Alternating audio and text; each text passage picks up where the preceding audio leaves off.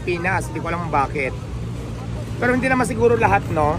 Sabay bawi, no? Sige na dyan lang. So guys, baka magtaka kayo kung bakit wala nang nakapila ngayon sa labas ng parisan ni Diwata. Pakinggan natin itong buong kwento. Ba't nilipat mo pala sa loob yung pila ng pagkain? Gusto ko nga maayos. Mas maayos lahat. Para wala nang hanash. Ayun. Wala nang kukak ng kukak ang mga basher. Yun, kasi yun nga napansin nila eh. Bangketa daw eh. O hindi na to bangkita. Ano pa ba? Ano pa bang? Abangan ko na naman ang comment nyo, panibagong mga comment nyo. Kasi di ba hanas kayo ng hanas, kukak kayo ng kukak nasa bangkita ko. So pinasok ko na sa loob lahat, nandito na. Abangan ko naman mga sasabihin nyo kung ano yan.